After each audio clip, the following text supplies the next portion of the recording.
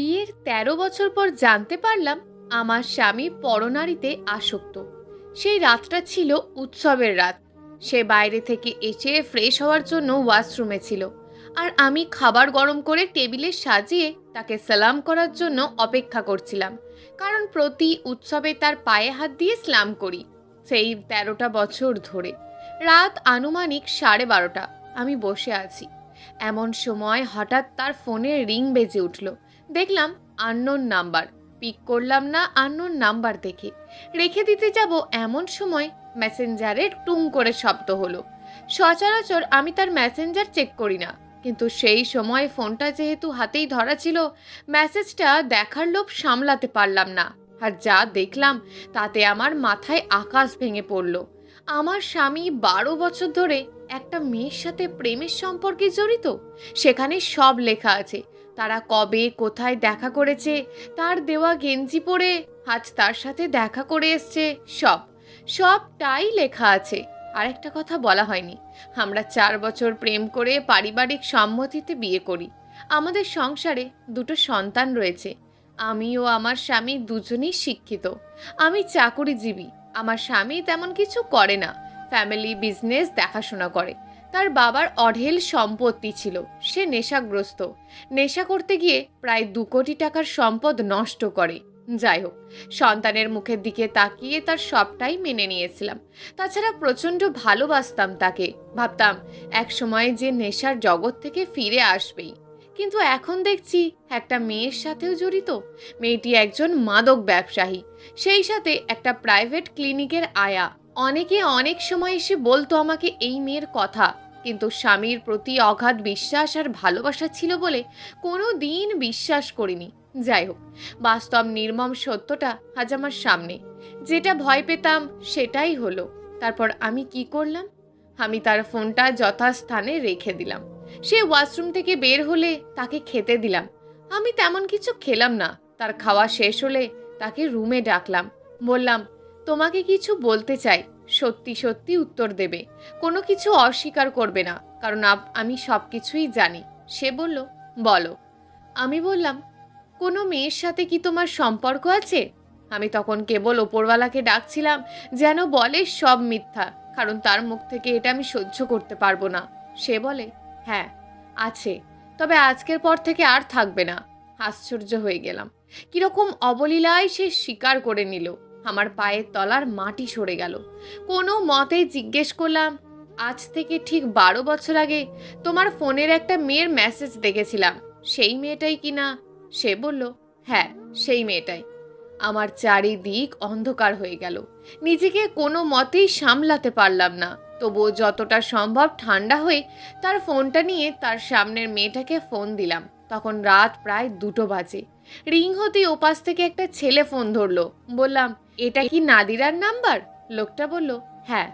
বললাম, আপনি কে? বলল, আমি তার স্বামী। বললাম, আপনি কি জানেন আপনার বউ একজনের সাথে প্রেম করে, নাকি নিজের বউকে বিক্রি করে দিয়েছেন? লোকটা বলল, কি যা তা বলছেন? এটা বলতেই আমার হাজবেন্ড আমার হাত থেকে ফোনটা নিয়ে আছাড় মেরে ভেঙে চুরমার করে ফেললো, আর আমাকে 2টা লাথি মেরে বিছানা থেকে নিচে ফেলে দিল। আমি কিছু না বলে আস্তে আস্তে রুম থেকে বের হয়ে আসলাম। চলে গেলাম রান্নাঘরের দিকে। সেই সময় মনে হয় কাঁদতেও ভুলে গেছিলাম। বুকটা পাথর, দেওয়ালে হেলান দিয়ে বসে পড়লাম। মনে পড়তে লাগলো সেই সব পুরনো দিনের কথা। সেই সময় কলেজে পড়তাম। আমি শহরে কলেজের হোস্টেলেই থাকতাম। খালাতো ভাইয়ের ফ্রেন্ড ছিল সে, সেখান থেকেই পরিচয়। 4 বছর প্রেম। একটা দিনও আমাকে না দেখে থাকতে পারতো না। প্রতিদিন দেখা হতো আমাদের। কলেজ ছুটি হলে আমি গ্রামের বাড়ি গেলে আমাকে বাসা পর্যন্ত রেখে আসতো। মাঝে মাঝে আমাকে এক নজর দেখার জন্য আমাদের গ্রামের বাড়িতে ছুটে যেত 80 কিলোমিটার পথ পাড়ি দিয়ে। একসময় দেখলাম দুজন দুজনকে ছেড়ে থাকতে পারছি না। পারিবারিক সম্মতিতে হঠাৎ করে বিয়ে হয়ে গেল।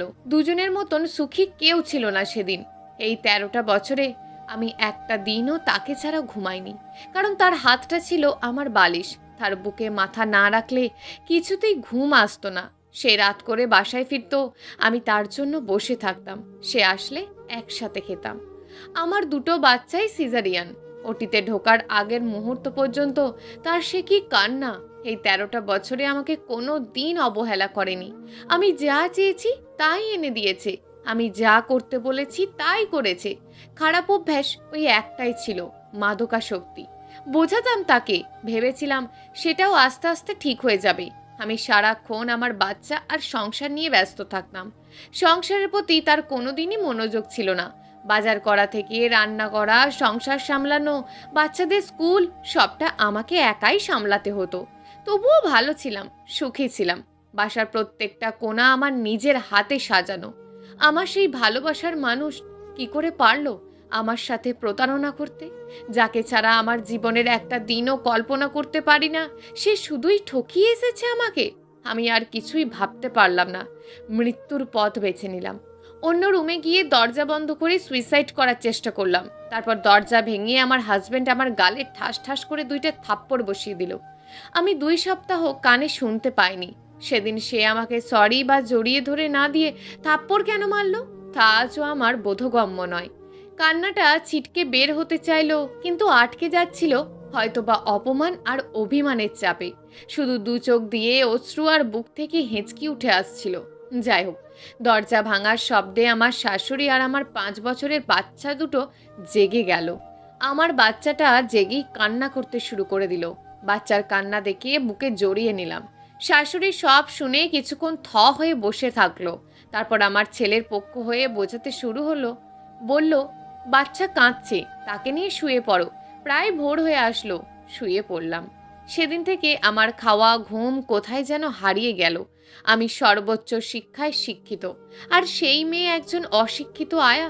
আমি কি করে এত বড় অপমান সহ্য করব? তাকে সারাক্ষণ জিজ্ঞেস করতে লাগলাম, সেই মেয়ের সাথে তোমার কতদূর সম্পর্ক? কি করেছো তার সাথে? কতবার তার হাত ধরেছ? কতবার তাকে জড়িয়ে ধরেছ? কতবার তাকে ফোন করতে? তাকে কি কি গিফট করেছো? কোথায় কোথায় দেখা করেছো? কোন কোন রেস্টুরেন্টে দেখা করেছো? কোন পার্কে বসেছো? তাকে কতবার ভালোবাসি বলেছো? ইত্যাদি ইত্যাদি প্রশ্ন করতাম সারাক্ষণ। সে আমার প্রতি বিরক্ত হতে লাগলো আস্তে আস্তে, আর আমি ধীরে ধীরে মানসিক রোগী হতে থাকলাম। একদিন আমার আত্মীয় মারা যাওয়ায় আমার আব্বু আম্মু ভাই বোন বাসায় আসলো। সেদিন রাতে সে বাহির থেকে আসলে আমি তাকে বললাম, আমি ওই মেয়ের সাথে কথা বলতে চাই, আমি ওই মেয়ের কাছে যেতে চাই। সে বলল, ওই মেয়ের কাছে গেলে তোমাকে সতীনের সংসার করতে হবে। তা শুনে আমার পৃথিবীটা অন্ধকার হয়ে গেল। আবারও দরজা বন্ধ করে আমি সুইসাইড করতে চেষ্টা করলাম। আবারও আমাকে বাঁচালো, কিন্তু আমাকে ওই অবস্থায় রেখে সে বাসা থেকে বেরিয়ে গেল। আমার শাশুড়ি আমাকে বলল, তোমার প্রতিদিনের নাটক আর ভালো লাগে না। তোমার জন্য আমার ছেলে বাসা থেকে বেরিয়ে গেল। যাও, যেখান থেকে পারো আমার ছেলেকে ফিরিয়ে নিয়ে এসো। রাত তখন 1টা বাজে। আমার ছোট ননদ, তার জামাই, চাচা শ্বশুর, চাচি শাশুড়ি আরও অনেকে বাসায় চলে আসলো। আমার ছোট ননদ সবার সামনে আমাকে বলল, ছেলেরা 10 জনের সাথে প্রেম করলে কিছু হয় না, কিন্তু মেয়ে মানুষ স্বামীর সাথে ঝগড়া করলে তাকে বলে বেশ্যা। আমার ননদ আমাকে বানিয়ে দিল বেশ্যা। যাই হোক, সেই রাতে শাশুড়ির কথা মতো ভাইকে নিয়ে বেরিয়ে পড়লাম তাকে খুঁজতে। তার কিছু ফ্রেন্ডের কাছে ফোন করে তার খোঁজ পেলাম। সে কিছুতেই বাসায় আসবে না। তাকে সরি বলে বললাম, আর ওই মেয়ের কথা নিয়ে কোনো দিন কিচ্ছু বলবো না, বাসায় চলো। অনেক বুঝিয়ে প্রায় রাত 2টোয় বাসায় নিয়ে আসলাম। সব আত্মীয় স্বজন বোঝাতে লাগলো, কি করবে, 2টো সন্তান আছে, তাদের মুখের দিকে তাকিয়ে সব মেনে নাও, বাচ্চা দুটোকে মানুষ করো। আমি কোনো কথা না বলে শুয়ে পড়লাম। সব কিছু আগের মতন, সংসার, বাচ্চা, তাদের স্কুল, কিন্তু ভিতরের আগুনটা কিছুতেই নেভে না। একদিন ডিসিশন নিলাম, তার সাথে আর থাকবো না। শুধু নিজের সার্টিফিকেটগুলো নিয়ে এই বাসা থেকে চলে যাব। তার বাচ্চাদের সে একাই মানুষ করুক, এটাই তার শাস্তি। কিন্তু আমি মা, বাচ্চাদের ছেড়ে যাব ভাবতেই 2 চোখ জলে ভরে আসে। সিদ্ধান্ত নিলাম, ছোট বাচ্চাটাকে সাথে নেব। শহরে আমার এক ফ্রেন্ড থাকে, আপাতত তার বাসায় কয়েকটা দিন থেকে একটা চাকরি জোগাড় করে নেব। একটা ছোট ব্যাগ, আমার সার্টিফিকেট আর আমার ছোট বাচ্চা, এসব নিয়েই রওনা হলাম অজানা পথের উদ্দেশ্যে। আমি কাউকে কিছু না বলে আমার 5 বছরের বাচ্চাটাকে নিয়ে বাসে উঠে পড়লাম। বাসে ওঠার কিছুক্ষণ পরেই সবার কল আসতে লাগলো। ফোনটা কিছু সময় অফ করে রাখলাম। শুধু ফেসবুকে একটা স্ট্যাটাস দিলাম, আজ থেকে আমি কারণ নই, কেউ আমাকে খুঁজবে না, কিন্তু আমার বাচ্চাটা গাড়িতে ওঠার পর থেকেই কাঁদতে লাগলো, বারবার জিজ্ঞেস করতে লাগলো, আমাকে তুমি কোথায় নিয়ে যাচ্ছ? বললাম, আমরা বেড়াতে যাচ্ছি। সে বলল, আমি যাব না, আমি বাসায় যাব, আমার আব্বুর কাছে যাব, আমার দাদির কাছে যাব, আমি আমার ভাইয়ার সাথে খেলবো। ওর কান্না দেখে আমিও চোখের পানি আটকে রাখতে পারলাম না। কাঁদতে কাঁদতে একসময় আমার ছেলেটা ঘুমিয়ে পড়ল। ফোনটা খুললাম, সবাই কল করছে, আব্বু, আম্মু, ভাই, বোন, শাশুড়ি, হাজবেন্ড। কারোর ফোন পিক করলাম না, বারবার কল দিয়েই যাচ্ছে।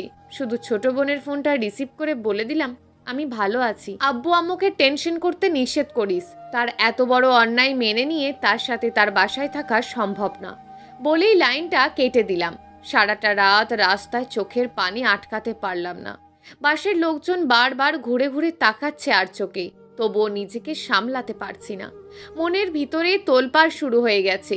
নিজেকে তিল তিল করে সাজানো সংসার, ভালোবাসার মানুষ যাকে ছাড়া আমার ঘুম আসে না, তাকে ছেড়ে আমার আর একটা সন্তান, তাকে ছেড়ে আমি কি করে থাকবো, কেমন করে থাকবো? তবুও আর কোনো কম্প্রোমাইজ নয়। কিছুতেই তার বাসায় ফিরবো না আমি। শহরে পৌঁছে ফ্রেন্ডকে বললাম, কিছুদিন থাকবো, একটা চাকরি জোগাড় করে দিতে হবে। সে হেসে বলল, তা তোমার যতদিন মন চায় থাকো, অভিমান কমলে চলে যেও। কিন্তু সমস্যায় পড়লাম আমার বাচ্চাটাকে নিয়ে। সে কেঁদেই চলেছে একইভাবে, কিছুতেই থাকবে না এখানে।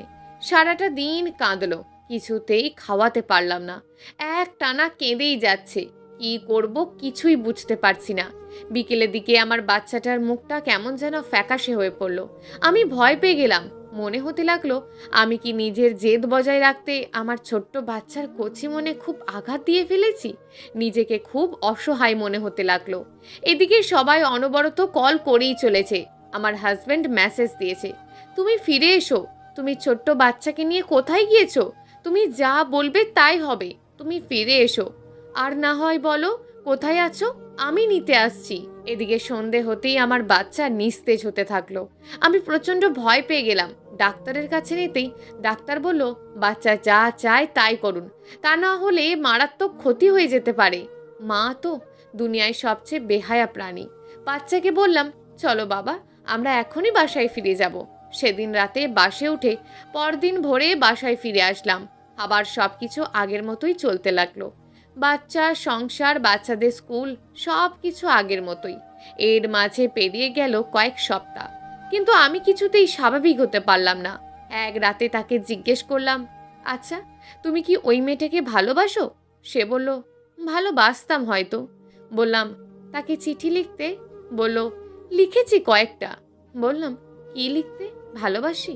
বলল, হ্যাঁ, এমনটাই লিখতাম। বললাম, তাকে জড়িয়ে ধরেছিলে? ধরেছি, কয়েকবার। তার এসব শুনে আমি নিজেকে আর সামলাতে পারলাম না। আমার শ্বাসকষ্ট শুরু হয়ে গেল। একসময় অজ্ঞান হয়ে গেলাম। সকালে জ্ঞান ফিরলে সিদ্ধান্ত নিলাম মেয়েটার সাথে দেখা করব। সেদিনই দুপুরে আমার এক দেওয়ারকে নিয়ে মেয়েটার যে ক্লিনিকে চাকরি করে সেখানে গেলাম।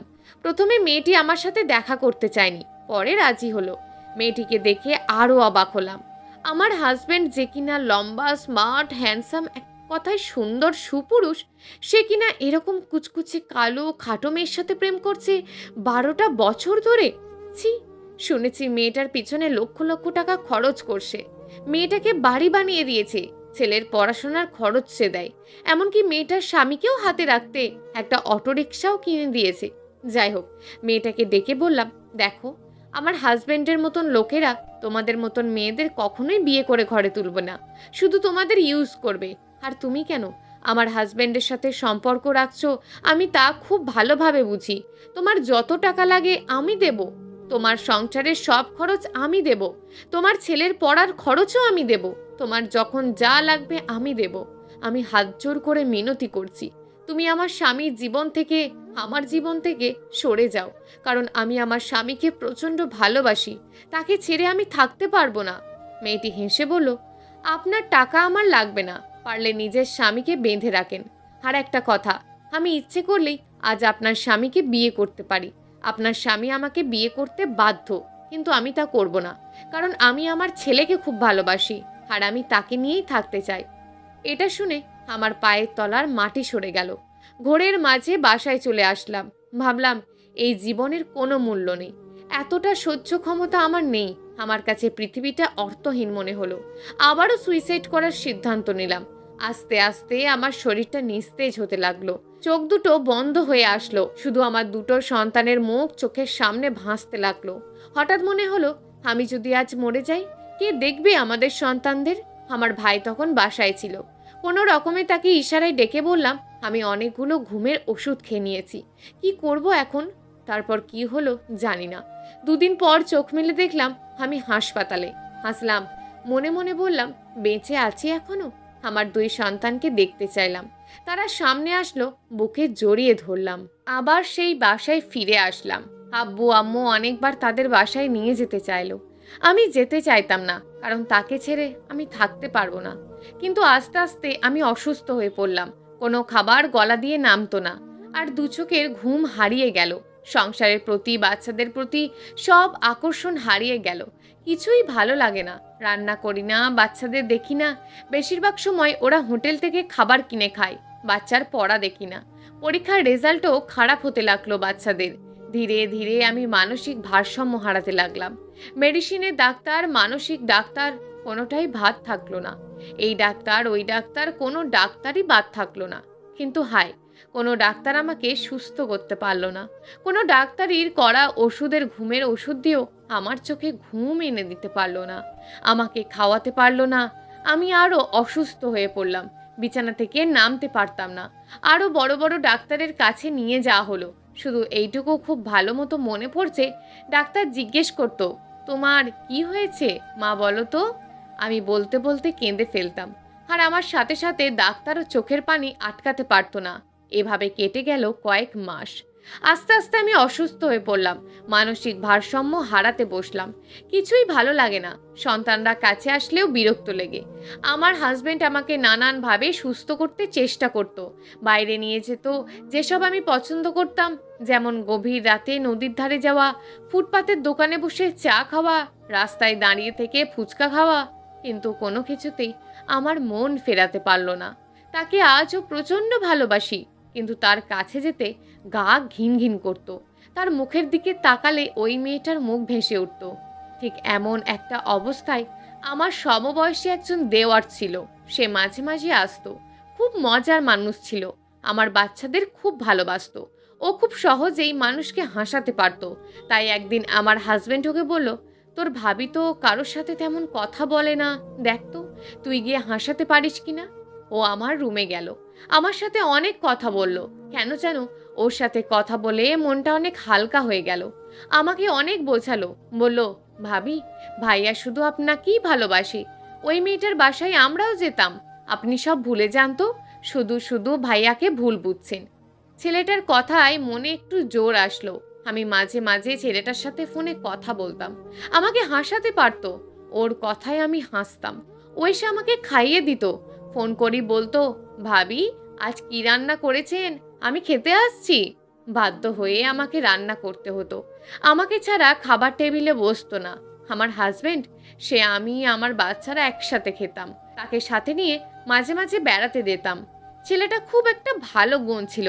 কথায় কথায় যে কোনো মানুষকেই হাসাতে পারত। ও আস্তে আস্তে আমাদের পরিবারের একজন হয়ে উঠল। মাঝে মাঝে এমনও হতো, রাত 1টা বাজে, আমি খাচ্ছি না। আমার হাজবেন্ড তাকে বাসা থেকে তুলে নিয়ে আসতো। সেই আমাকে খাইয়ে তার বাসায় ফিরতো। আমার হাজবেন্ড তাকে মাঝে মাঝে বাসায় পাঠাতো। বলতো, তোর ভাবিকে বাজার থেকে ঘুরিয়ে নিয়ে আয়। যখন দেখতো আমি চুপচাপ বসে আছি, তখন ওর ফোনটা ধরিয়ে দিত আমার কানে। সে যেন ডাক্তারের মতন আমার চিকিৎসা শুরু করলো। আমি আস্তে আস্তে স্বাভাবিক জীবনে ফিরে আসতে লাগলাম। বড় বড় ডাক্তাররা যেটা পারল না, সেই ছেলে আমার জীবনে এসে আমাকে একটু একটু করে আমাকে স্বাভাবিক জীবন ফিরিয়ে আনতে সাহায্য করতে লাগলো। আমি তার কাছে সারা জীবন কৃতজ্ঞ থাকব। এর মাঝে 5-6 মাস কেটে গেল। কিন্তু আমার মাথায় একটা দুষ্টু বুদ্ধি খেলে গেল। সেটাই হয়তো আমার জীবনের সবচেয়ে বড় ভুল সিদ্ধান্ত ছিল। সেই সময় আমার মাঝে মাঝে চরম প্রতিশোধ নেওয়ার প্রবণতা জেগে উঠল। সিদ্ধান্ত নিলাম, যে আগুনটা আমার বুকে দাউ দাউ করে জ্বলছে, সেই আগুন আমিও তার বুকে জ্বালিয়ে দেব। আমি সেই ছেলেটার সাথে আলোচনা করলাম। বললাম, আমার সাথে তোমাকে একটা নাটক করতে হবে, প্রেমের নাটক। আমি সেই দিন শাস্তি পাবো যেদিন আমার হাজবেন্ডকে কেউ বলবে তোমার বউ পরকিয়া করছে। ছেলেটি প্রথমে কিছুতেই রাজি হলো না, পরে আমার অনেক রিকোয়েস্টে রাজি হলো। ও বলে রাখা ভালো, ছেলেটা বিবাহিতা। শুধু একটা মাস আমি ওর সাথে বিভিন্ন রেস্টুরেন্টে বসতাম, একসাথে সময় কাটাতাম, ফোনে কথা বলতাম আমার হাজবেন্ডকে দেখিয়ে দেখিয়ে দেখিয়ে কথা বলতাম ভিডিও কলে, কিন্তু সবটাই ছিল সাজানো নাটক। তার সাথে কিছু সেলফি তুললাম, আর সেগুলো আমার হাজবেন্ডের মেসেঞ্জারে পাঠাতে বললাম। আমার হাজবেন্ডকে তার ফ্রেন্ডরা এসে বলতে লাগলো, তোর বউ পরকিয়া করছে। প্রথম প্রথম সে তাদের কথা বিশ্বাস করতো না, কিন্তু আস্তে আস্তে বিশ্বাস করতে লাগলো। আমি যখন দেখলাম আমার স্বামীর পরিকল্পনা সাকসেস, তখন সবটা আমার হাজবেন্ডকে খুলে বললাম। বললাম, বুঝতে পারছো তো কতটা কষ্ট, কতটা যন্ত্রণা হয়, বুকের ভেতর কতটা আগুন জ্বলে। কিন্তু আমার হাজবেন্ডকে আর কিছুতেই আমাকে বিশ্বাস করাতে পারলাম না। আমার শ্বশুরবাড়ির লোকজন বলতে লাগলো, এই মেয়েকে নিয়ে আর সংসার করতে পারবি না, সে এখন খারাপ মেয়ে, তাকে ডিভোর্স দিয়ে দে, তোকে আরও সুন্দরী মেয়ের সাথে বিয়ে দিয়ে দেব, আর অনেক টাকাও পাবো। তাদের কথায় আমার হাজবেন্ড আমাকে বাসা থেকে বের করে দিল। আমার ছোট ছোট বাচ্চা দুটোকে দিল না আমাকে। আমি একটা ইংলিশ মিডিয়াম স্কুলে চাকরি নিলাম, খুবই সামান্য বেতনে। আব্বু আম্মু বলল, বাসায় চলে আয়। আমি রাজি হলাম না, বললাম এখানে থাকলে আমি আমার সন্তানদের কাছাকাছি থাকতে পারবো। আমি তাদের স্কুলে গিয়ে, কোচিংয়ে গিয়ে দেখা করে আসতাম। মাঝে মাঝে লুকিয়ে লুকিয়ে আমার হাজবেন্ডকেও দেখতে যেতাম। তাকে দুদিন না দেখে থাকতে পারতাম না। আমার বাচ্চারা দেখা হলে বলতো, আম্মু তোমার জন্য ওরা আমাদের কাঁদতে দেয় না, আমরা লুকিয়ে লুকিয়ে কাঁদি। কথাটা শুনে বুক ফেটে যেত। বেহায়ার মতন ফোন করে বলতাম, আমি কিচ্ছু করিনি, প্লিজ আমাকে বাসায় আসতে দাও, আমি কাজের মেয়ের মতন থাকবো, তবু আমার সন্তানদের কাছে থাকতে দাও। সে বলল, এক শর্তে বাসায় ঢুকতে দেব, ওই ছেলেকে সবার সামনে তার গালে চড় মারতে হবে, আর তার নামে থানায় কেস করতে হবে, মামলা দিতে হবে সে তোমাকে ডিস্টার্ব করে, আর 2 লাখ টাকা হাতিয়ে নিয়েছে এটাও বলতে হবে। আমি মা, আমি বেহায়া মা, সবচেয়ে বেহায়া প্রাণী হলো মা। সন্তানের মুখের দিকে তাকিয়ে বললাম, তোমার সব শর্ত মানব, আমাকে আমার সন্তানদের কাছে যেতে দাও প্লিজ। যদিও নিজের মধ্যে অপরাধ কাজ করছিল, কারণ সেই ছেলেটার তো কোনো দোষ ছিল না, সে যা করেছে আমার কথাই করেছে। বড় কথা, সে আমাকে নতুন জীবন দান করেছে, আমি কি করে তার এত বড় ক্ষতি করব? এখানে আর একটা কথা বলা হয়নি, আমার হাজবেন্ড বর্তমান ক্ষমতাসীন দলের নেতা, তার একটা কথাই সব হয়। সে রাত 2টোয় আমাকে নিকটবর্তী থানায় নিয়ে গেল, আর যেতে যেতে বলল, তুমি কিছু বলবে না, শুধু সাদা একটা কাগজে সই করবে। থানায় গিয়ে আমাকে সাদা কাগজে সই করতে বলে। আমি বললাম, না, আমি কোনো সাদা কাগজে সই করব না, কি লেখা আছে তা আমি পড়বই, তবেই সই করব। এটা শুনে থানার ওসি আমার সাথে একা একা কথা বলতে চাইলো। আমার হাজবেন্ডকে রুম থেকে বের করে দিল। ওসি বলল, আপনি কি ওই ছেলের নামে মামলা করতে চান? বললাম, না। বলল, ওই ছেলে কি আপনাকে ডিস্টার্ব করে, আপনার কাছে টাকা চায়? বললাম, না। বলল, তাহলে এত রাতে থানায় কেন এসেছেন? বললাম, আমার হাজবেন্ড আমাকে জোর করে নিয়ে এসছে, তাছাড়া ওই ছেলের কোনো দোষ নেই, ও যা করেছে আমি করতে বলেছিলাম বলে করেছে, আমি কেন তার বিরুদ্ধে মামলা করব? ওসি বলল, ওকে, আপনি যেতে পারেন। কোনো মামলা না করেই বাসায় চলে আসলাম। আমার শাশুড়ি বলল, এই বাজে মেয়েকে কেন এখানে নিয়ে এলি, টাকা কড়ি দিয়ে এখনই বিদায় করে দে। আমার হাজবেন্ড বলল, মা, আমি ওকে মারলে দোষ হবে, তুমি ওকে মারো, কালই ওর বাপ মাকে ডেকে বিদায় করে দেব। আমি অপমান নীরবে সহ্য করে শুয়ে পড়লাম। পরদিন সকালে আমার আব্বু আম্মু আসলো। তারা অকথ্য ভাষায় আমার আব্বু আম্মুকে অপমান করলো। আব্বু বলল, আর কত অপমান সইবি, বাসায় চল। বললাম, যতই অপমান করুক, আমার সন্তানদের ছেড়ে আমি কোথাও যাব না। আমার হাজবেন্ড বলল, নিয়ে যান আপনাদের মেয়েকে, এরকম চরিত্রহীনার কোনো জায়গা নেই আমার বাসায়। আবার আমাকে বাসা থেকে বের করে দিল। আমি আমার এক আত্মীয়র বাসায় থাকতে লাগলাম। চুপ করে ফোন নিয়ে আমার বাচ্চারা ফোন দিত, আর কেঁদে কেঁদে বলতো, আম্মু তুমি বাসায় এসো, সামনে আমার পরীক্ষা, কে পড়াবে আমাকে? কষ্টে বুকটা ফেটে যেত। আবার বেহায়া হয়ে ফোন দিয়ে বললাম, আমাকে একটা মাস তোমার বাসায় থাকতে দাও, আমার ছেলের পরীক্ষা, আমাকে ওর দরকার, আমি তোমার আর তোমার মায়ের পায়ের তলায় পড়ে থাকবো, তবু এমন সময় আমার ছেলের জীবনটা নষ্ট করো না। সে কিছুতেই রাজি হলো না। তবু আমি জোর করে শুধু আমার ছেলের জন্য বাসায় ঢুকে পড়লাম। তারা মা ছেলে আমার সাথে চরম দুর্ব্যবহার শুরু করলো। একদিন বাসায় বিরিয়ানি রান্না করলো আমার শাশুড়ি। তার 2 মেয়ে, জামাই আর ছেলেকে একা ডেকে খাওয়ালো। শাশুড়ি থাকতো অন্য ফ্লোরে, আমরা নিচে তলায় থাকতাম। কিন্তু আমার সাথে কোনো কথা বলল না, বা খেতেও বলল না, বা কোনো খাবারও পাঠালো না। আমি সেদিন কিছু খেলাম না।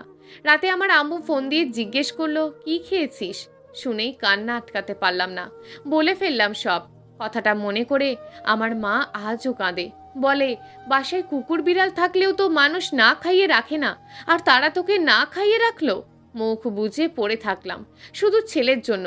ছেলের পরীক্ষা শেষ হলো, আবার মা ছেলে আমাকে বাসা থেকে বের করার পথ খুঁজতে লাগলো। একদিন সন্ধ্যায় হঠাৎ বলে উঠলো, আমার নাকি মোবাইল বিল 6,000 টাকা। এটা কি করে সম্ভব? বলতেই আমার হাজবেন্ড আমার মুখে নাকে ঘুষি মারতে লাগলো। আমার নাক মুখ ফেটে রক্ত বের হতে লাগলো। আমি চিৎকার করে কাঁদতেই পাড়ার মানুষ অনেকেই এসে গেল। আমার শাশুড়ি বলতে লাগলো, কি এমন মেরেছে আমার ছেলে? তোমার হাত পা তো আর ভাঙেনি? তারপর আমার আর কোনো জ্ঞানই ছিল না। পরদিন দেখলাম আমি হাসপাতালে। চোখ মেলতেই দেখলাম আম্মুরা এসেছে। হাসপাতাল থেকে আম্মুদের বাসায় নিয়ে চলে গেল। বাসায় গিয়ে সবাই ডিভোর্সের জন্য প্রস্তুতি নিতে লাগলো। কিন্তু আমি তাদের কোনো কথা না শুনেই আমার হাজবেন্ডের বাসায় চলে আসলাম। সে শর্ত আরোপ করলো, আমাকে বাসায় বন্দি থাকতে হবে, মোবাইল ব্যবহার করা যাবে না, স্কুলের চাকরি ছাড়তে হবে, আমার কোনো আত্মীয় স্বজনের সাথে কোনো প্রকার যোগাযোগ রাখা যাবে না, আমার সন্তানের ভবিষ্যৎ ভেবে আর তাকে ছেড়ে থাকতে পারবো না। এটার জন্য তার সব শর্ত মেনে নিয়ে সবটুকু আত্মসম্মান জলাঞ্জলি দিয়ে তার বাসায় শুধু আমার সন্তানদের জন্য পড়ে আছি। তার বাসায় যেখানে আমার কোনো স্বাধীনতা নেই। আমি তার আর তার মায়ের হুকুমের গোলাম মাত্র। তার মাঝে সুখ এইটুকুই, আমি আমার সন্তানদের কাছে আছি। শুধু ভাবি, এই এতটা বছরে তার কত শত অপমান আমি ক্ষমা করে দিয়েছি, আর সে আমার 1 মাসের একটা নাটক মেনে নিতে পারে না। এটাই হয়তো একজন পুরুষ ও নারীর পার্থক্য। এভাবেই চলতে লাগলো আমার বাকিটা জীবন। প্রিয় দর্শক, এই গল্পটা আপনাদের কেমন লাগলো তা অবশ্যই একটি কমেন্ট করবেন। আর যদি গল্পটা আপনাদের ভালো লেগে থাকে তাহলে ভিডিওটিতে একটি লাইক করে দেবেন, এবং এই ধরনের ভিন্ন স্বাদের গল্প শোনার জন্য চ্যানেলটিকে অবশ্যই সাবস্ক্রাইব করে আমাদের সঙ্গে যুক্ত থাকুন।